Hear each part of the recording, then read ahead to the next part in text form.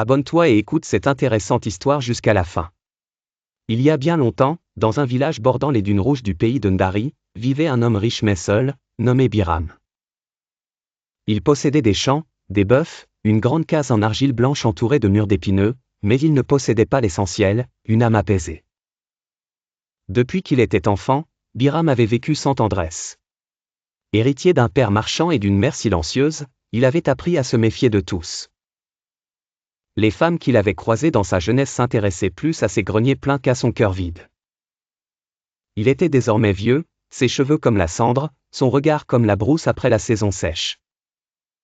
Un soir, alors que le soleil se couchait derrière les baobabs géants, Biram vit une silhouette près du marché désert. Une femme, couverte de poussière, fouillait dans les restes de nourriture jetés par les commerçants. Elle s'appelait Sira, mais il ne le savait pas encore. Elle avait les bras maigres mais les yeux d'une lionne blessée. « Tu as faim ?» demanda Biram, adossé à son char à bœuf. La femme se redressa, sur la défensive. « Pourquoi me demandes-tu cela ? Ceux qui en donnent rarement sans vouloir reprendre. » Mais Biram, fatigué de sa solitude, insista. Il lui offrit un toit, la vieille case de son père, près du puits sacré, que plus personne n'habitait. Elle accepta. Pour une seule nuit, dit-elle. Mais la nuit devint lune, la lune devint saison. Sira était silencieuse, mais chaque jour elle sortait au lever du coq, puis revenait avec des toiles qu'elle cachait dans sa case. Le village l'évitait, chuchotant que cette femme sans passé peignait des choses étranges, comme si elle parlait avec les esprits.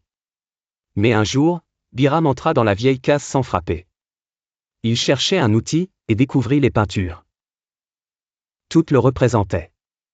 Mais pas comme il se voyait, sur une toile, il était ligoté par des chaînes.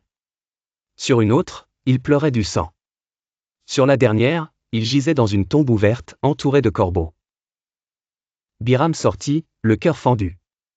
Ce soir-là, il ne partagea pas le repas. Il la convoqua le lendemain sous l'arbre à palabres. « Pourquoi as-tu peint cela ?» demanda-t-il, la voix rauque.